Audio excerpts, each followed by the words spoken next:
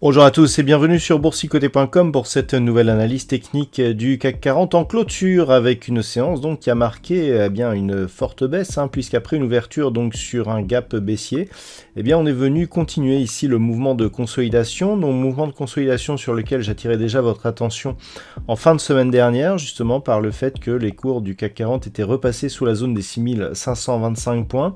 Et donc suite à cette ouverture sur gap baissier, on est venu tester puis casser la zone des 6400 points et on a commencé ici à combler ce gap, donc le gap ici de la fin du mois de juillet pour clôturer à 6378,74. Le CAC 40 perd ce soir 1,8% par rapport à la clôture de la séance précédente. Donc il y a des inquiétudes autour du symposium de Jackson Hole dont les conclusions seront dévoilées vendredi. Le symposium commencera lui jeudi et donc on attend un biais un peu plus agressif de la part de Jérôme Powell, et ce qui se traduit donc par une perte un petit peu de la hausse qui s'était faite justement pendant les vacances sur des perspectives de ralentissement justement des hausses des taux de la part de la Fed. Du point de vue des indicateurs techniques, nous sommes dans une configuration qui reste donc baissière. Les histogrammes du MACD ici sont dans une poursuite de dynamique négative. Le RSI continue aussi à évoluer à la baisse assez fortement. On était ici sur le point d'entrer dans la zone de surachat, on y a même fait une petite incursion. Et puis au final, on revient ici et on casse la zone 50. Les volumes, et c'est peut-être ce qui est le plus inquiétant, sont en hausse et supérieurs à la moyenne par rapport aux séances précédentes. Déjà la semaine dernière, je vous indiquais que la seule séance haussière ici avait eu des volumes inférieurs à la moyenne, comme d'ailleurs cette séance ici, et que les deux séances de baisse que nous avions eues mercredi et vendredi avaient, elles, connu une augmentation des volumes. Et je vous indiquais d'ailleurs qu'avec l'ombre portée ici sur la partie supérieure de cette bougie, cela constituait aussi un signe baissier. On en a la confirmation avec donc cet enfoncement. Alors, les niveaux intéressants, c'est surtout cette zone de gap, la zone des 6400 points a été, elle, attaquée, elle semble cassée puisqu'on clôture sous cette zone. Et donc demain, il faudra observer un potentiel comblement total, cette fois-ci, de cette zone de gap. Alors, ce sont les valeurs notamment industrielles et bancaires qui souffrent aujourd'hui.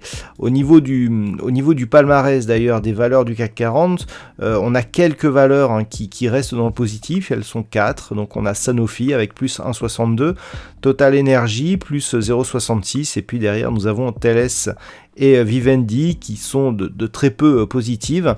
Par contre, au niveau des plus fortes baisses, nous avons des valeurs comme Dassault Systèmes, Renault, Schneider Electric, Stellantis et les bancaires qui arrivent un peu après.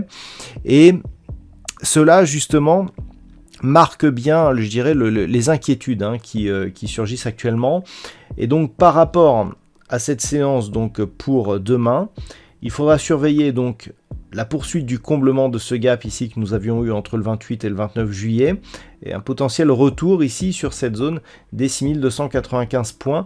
Il y avait eu un gap juste en dessous, gap donc à l'ouverture qui avait été comblé tout de suite mais qui avait propulsé donc les cours à la hausse avant ce gap ici qui restait non comblé. Donc on avait eu une montée en puissance ici au niveau de la dynamique, on avait validé la zone des 6400 points comme support avant de valider ici une poursuite en direction des 6600 points.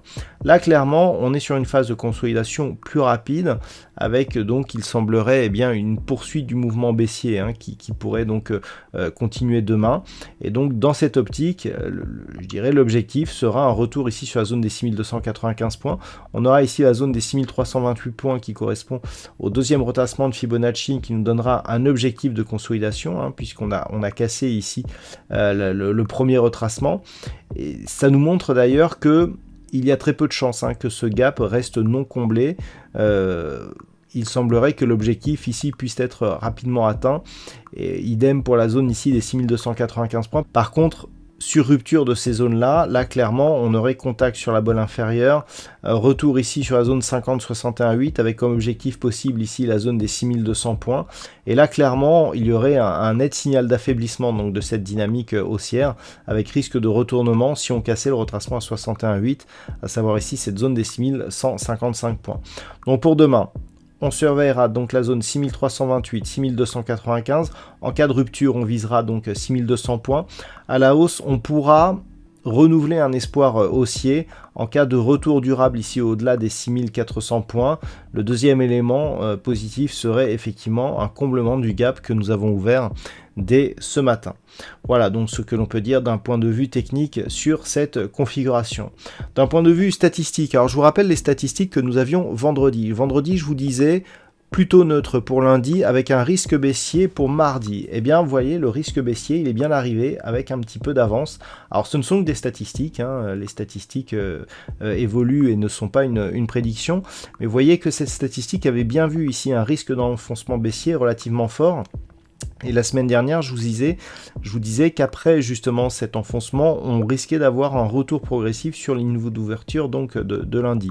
Alors, cette statistique, elle a évolué. C'est-à-dire que maintenant, vu justement l'ouverture du gap et la puissance de cette statistique, on pourra avoir un suivi mais un peu moins dynamique pour les prochains jours, voire jusqu'à la fin de la semaine, avant de connaître une remontée donc la semaine prochaine qui pourrait nous faire revenir ici au-delà de cette zone des 6400 points. Donc ça sera à vérifier. La fiabilité de cette statistique, elle est moyenne. On a un nombre d'occurrences assez important pour pouvoir en tenir compte. Donc ça sera à surveiller. Mais vous voyez que la statistique de vendredi, eh bien, elle a quelque part été quasiment vérifiée. On a juste manqué une journée, hein, puisque la forte baisse était plutôt prévue statistiquement pour demain. On est toutefois dans l'écart tout à fait acceptable justement de ces études. Voilà donc ce que l'on peut dire sur cette configuration technique. Donc on rentre ici dans une tendance baissière, à surveiller les objectifs baissiers pour demain. Je vous souhaite donc une très bonne soirée. On se retrouve dès demain pour d'autres analyses techniques, toujours sur le site boursicoté.com.